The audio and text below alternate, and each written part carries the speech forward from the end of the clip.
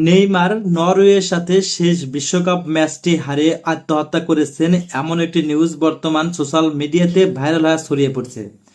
তো বন্ধুরা, সত্যি সত্যি কি নেইমার শেষ বিশ্বকাপে নরওয়ের সাথে পরাজিত হয়ে কি আত্মহত্যা করছেন? এটা কতটুকু সত্য নাকি গুজব, তা নিয়ে থাকতেছে আজকের ভিডিওতে বিস্তারিত।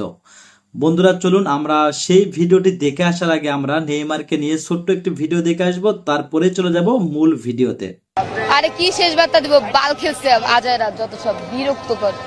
ওদের কোনো টাইমিং সেন্স আছে? জানুয়ারিরা কি করলো? এটা কোনো কিছু হইলো? খুবই হতাশ। মানে ওরা ভিনিকে দিয়ে দিত প্ল্যান্টিকটা, বালকে দিয়ে আসে। ইভেন এমন জেদ উঠতেছে যা বলার বাইরে। তারপর কি করলো? হাফ টাইমের পর নামাবে নেইমার রে, কোন বাল ফালাইছে 70 মিনিট ওভার, তারপরও নামাইছে। মানে এটা কি খেলা হয়েছে নাকি ঠাট্টা হয়েছে? আমাদের ইমোশনের মানে মেরে দিছে বাছা, বুঝছেন? মানে এত খারাপ লাগতেছে, বুঝেন? রাত যেরকম মনে করি, এত রাত করে বৃষ্টির ভিতরে ভিজে ভিজে এই খেলা দেখার জন্য আমরা বসেছিলাম। খুবই আমরা মানে হতাশ। এটা কোনো খেলা ছিল ভাই? এটা কি?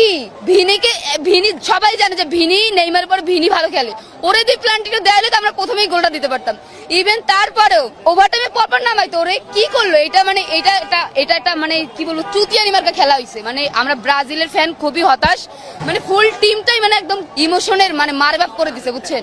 আর এইখানে না, অবশ্যই ব্রাজিল আছে, ব্রাজিলই থাকবো, বাট আসলে আমরা এরকম বাজে খেলা এদের কাছ থেকে চাই না। এরা কি করলো? পারলে সত্যি কথা বলতে ওভার টাইমের পরে যদি হাফ টাইমের পরে যদি মানে নামাইতো নেইমারকে, তাহলে আমাদের জেতার চান্স থাকতো। বাট আমার কাছে মনে হয় এরা নাশকতা করছে। এরা আমাদের ইমোশন নিয়ে নাশকতা করছে, এরা খেলা নিয়ে নাশকতা করছে। কারণ এরকম খেলা আমার মনে হয় না জীবনে কেউ দেখছে। বারবার আমাদের চান্স ছিল, এবার খেলাটা এরকম না যে সত্যি নরওয়ে ফাউল খেলে, ঠিক আছে, বাট এবার ফাউল ছিল না। বারবার আমাদের চান্স ছিল, বাট বারবার এরা মানে এরা যে অপদার্থ, এটা আবার মানে এটা অপদার্থতা প্রমাণ করছে। বাট নেইমার ভালো খেলছে, বাট নেইমারে কিছু করার ছিল না।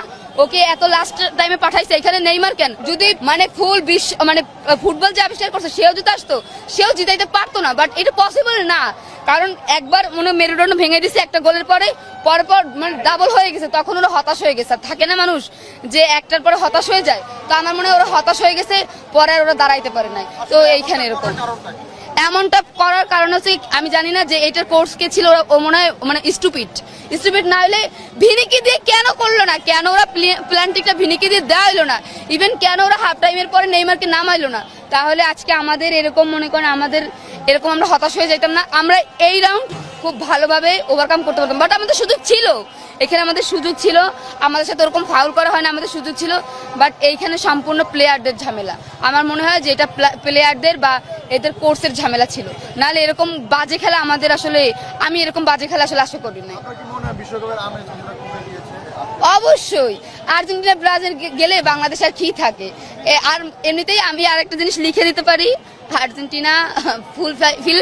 ওরা এবার জীবনও আপনি আমার ছবি তুলে রাখেন, আমি লিখে দিতে পারি, কোথায় স্টাম্পে নিয়ে আসে আমি লিখে দিতে পারি যে আর্জেন্টিনা জীবন এবার বিশ্বকাপ নিবে না। বাট বিশ্বকাপ এমন কেউ নিতে পারে যেটা অনেকে আশা করতে পারে না। কারণ এবার নতুন দলগুলো এত ভালো খেলতেছে, যে কোনো সময় একটা ঝামেলা হয়ে যেতে পারে। যে কোনো সময় এমন কোন দল নিয়ে নিবে।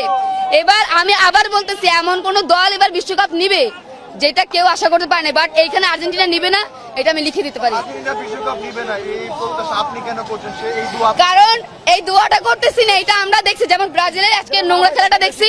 ইভেন এই যে ওটা কি বলে, ভার্দে না কি একটা ওইটা ভার্দে না ভাইয়া, তো যাই হোক ভার্দের সাথে যেটা খেলছে, মানে এই খেলা দেখেই বোঝা যায় তারা কি করবে। আর আমি কি বলবো, মানে ব্রাজিল আমাদের হতাশ করছে, কিছু বলার নাই। বাট নেইমারের জন্য খুব কষ্ট লাগতেছে সিরিয়াসলি। সে ইনজুরি হওয়ার পর বারবার ফিরে আসছে, তারপরও তাদের প্লেয়াররা তাকে কিছুই করতে পারে নাই। এখানে নেইমারের কোনো দোষ নাই, বাট অন্য প্লেয়ারদের দোষ আছে। কতটুকু কষ্ট নিয়ে বাড়ি ফিরে যাবে? এইটা আসলে কথা বলতে কি, আমি 2022 সালে অনেক কষ্ট পাইছি, বাট 2026 এরকম কষ্ট পাবো, এর জন্য আমি আসলে মানে আমি এটা মানতে পারতেছি না ভাই। আমি এই জিনিসটা মানে আমি মনে ঘুমাইতে পারবো না 2-1 দিন, আমি এটা ভুলতে পারতেছি না। 30-এ এটা জানি না, আলহামদুলিল্লাহ জানি না। অনেক হয়েছে, আমি ঘুমাইতে রিল্যাক্স করতে। ধন্যবাদ প্রিয় দর্শকবিন্দু, এতক্ষণ দেখলেন নেইমারকে নিয়ে নানান ধরনের আলোচনা এবং সমালোচনা। এই নেইমারকে নিয়ে আপনাদের কি মন্তব্য অবশ্যই কমেন্ট বক্সে কমেন্ট করতে ভুলবেন না। আর হ্যাঁ, এমন নিত্য নতুন আপডেট খবর সবার আগে পেতে চাইলে এখনই আমাদের এই চ্যানেলটি সাবস্ক্রাইব করতে ভুলবেন না। ধন্যবাদ।